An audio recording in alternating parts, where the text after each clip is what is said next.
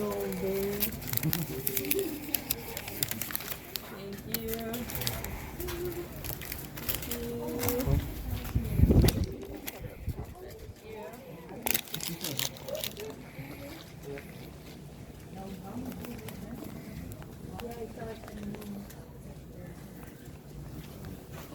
Ya vamos a meternos para adentro.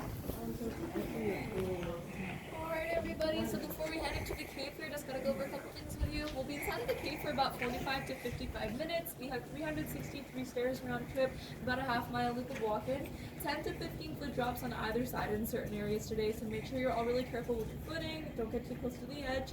I do warn you ahead of time of those lower hanging formations. If you're over 5'5", you're doomed the whole way, so watch your head really carefully if you're on the taller side. The most important thing is that you just don't touch any of the formations. We all have lots of oils and dirts on our hands that can cause damage to those formations, so just try to be mindful that you're not touching the rocks or leaning on them as you guys go through. You can take photos today, flash photography is perfectly fine. Just try to be mindful with your flash, don't want to blind each other, myself, or any wildlife that we might encounter on the tour. If we happen to see any animals, just stay calm, try not to scream, they always leave us alone, so no worries there as well.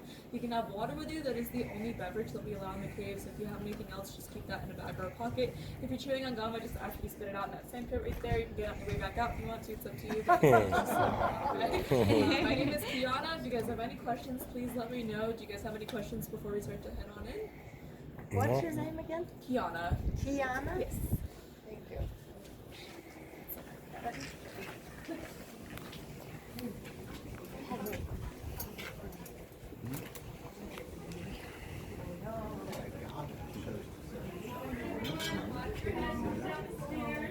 Oh, interesting. Era el nopal que está allá arriba.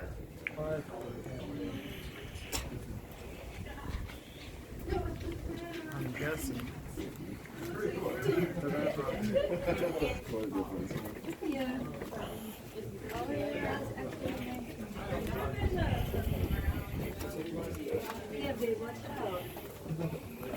Huele como a tierra.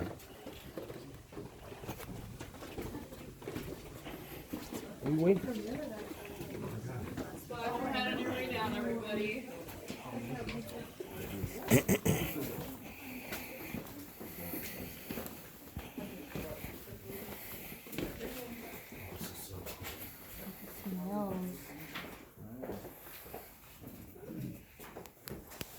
Thank you, Heather. You're welcome. Have fun, folks. Thank you. She locks the gate for me. She does. She locks us in. So you guys may have noticed the lovely smell that we have here inside of the cave. We do have a troop of about 25 quotamundis or coatis that live here. They're part of the raccoon family. They just have longer snouts and longer tails than raccoons. They actually sleep on the shelf up there to your right. Looks like they're not there right now. They've been sleeping in a bit, so they leave the cave around 1 o'clock or so. So if you stick around, you might be able to see them today. They act like raccoons. They love getting into the trash cans. They've gotten into the margarita machines a couple times too, so I'm going to start locking them out of those. They are very cute, but they do have sharp claws and teeth. So if you happen to see one, don't try to pet them or cuddle them or anything like that. If you take a look around, these are all the basic building blocks of our cave. So all this is limestone that you're seeing. And taking a look to the right on the side wall, I'll point this out here and I'll work my way up so everybody can see. You see these darker brown smoke stains along the wall. So it's just a little darker here and a lot lighter up here in comparison. And then for you folks up here, you see the same darker brown markings and how it's a lot lighter there as well. These are actually smoke stains that were left behind by the Hohokam Native Americans, and they used this cave for shelter from 900 to 1450 AD.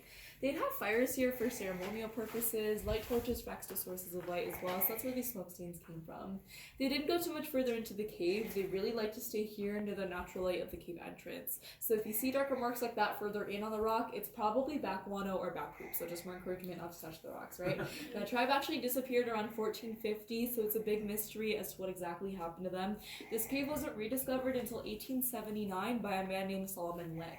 He was a hotel owner, cattle rancher, really a businessman first and foremost. If you look at the top 2.5 feet of our gate, the top 3 horizontal bars above Colossal Cave, that's about how large the entrance was at his time, just a small hole in the mountain essentially. He was herding his cattle, saw that tiny cave entrance, and decided to call inside for some reason. He used this as a great business venture. He started having his guests stay at his hotel. In the morning, he would bring them up here and they would go exploring all by themselves. That resulted in a lot of vandalism. So we'll walk further in, see lots of broken stalactites and stalagmites, stalagmites, and that's from people breaking them off for souvenirs. Thankfully, in the 20s, in 1922, another man named Frank Schmidt came through. He hated the way that the cave was being treated and bought a mining claim. Not to mine the cave, but to protect it. He started giving out the first commercial tours. At about 25 cents a piece, he would get some ropes and candles. Hopefully your candles will last you throughout your tour. So a little different than what we do today, I promise. In the 30s, the Great Depression hit here, and I'll tell you more about that as we get further in. So does anybody have any questions so far? If you don't mind, I'm just going to hop in. Go ahead. Sorry, guys. Thank you. No problem.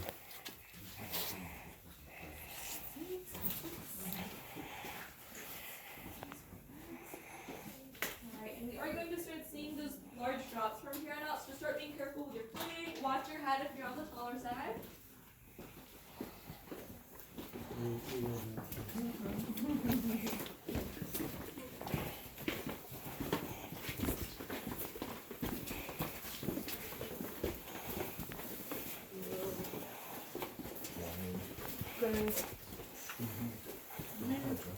Yeah. Damn. Michael, watch your head.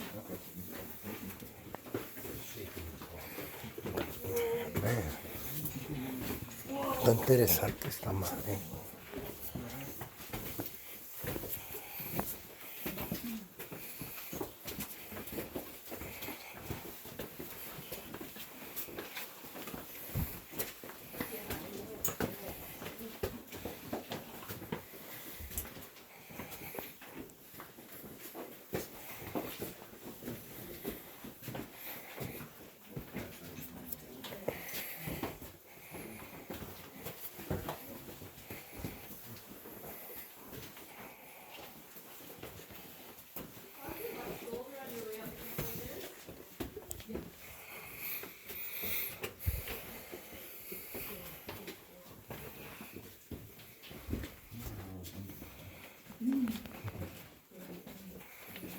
Mira qué perro se ve esto.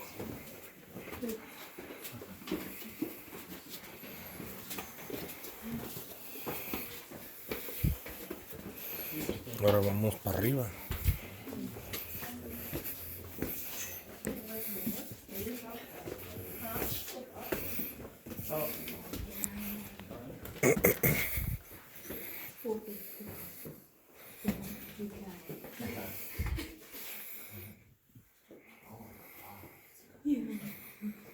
So we call this room the Crystal Forest. You guys can see these beautiful crystal formations overhead. They're not really bright and shining like you might have been expecting, and that's because this cave is a dry, dormant cave, so water doesn't actively run through it anymore. It's been drying out now for about 10 to 12,000 years. And over that period of time, just lots of dirt and debris has accumulated, so it covers all the calcite crystals inside. When this was a live cave, you'd have water dripping through the fault lines of the ceiling and leaving these calcite deposits overhead. These are stalactites. I remember that because they hang tight to the ceiling. You can see how a lot of them are broken off, and that's from the tourism here in the 1800s. This doesn't happen naturally. They never just fall down or anything like that, so no worries there. If you see one that's broken off, it was broken off by a person at some point. And when that water was constantly dripping off the tips of those stalactites onto the ground, sometimes you would get a stalagmite like this one right here in front of me. You might trip over stalagmites, good way to remember that. You may have noticed that I broke our biggest rule, don't tell my boss, okay? This is Old Baldy. People have been rubbing Old Baldy for good luck for a very long time now, as you can see. Especially recommend it so you don't bump your heads today or get lost on the tour. But since everyone likes to rub Old Baldy, you can see how all that protective dirt layer is just rubbed away over time and it exposes the crystal underneath. It's really smooth, really beautiful, and again, bad for that formation. Those oils on our hands are just staying on top of the surface. That creates a rain barrier, ultimately preventing it from being able to grow again. That's our one and only exception to that no-touch rule, so just get it out of your system here as you walk by, rub Old Baldy for a good time. Baldi. Está bonito. Estos son puros cristales.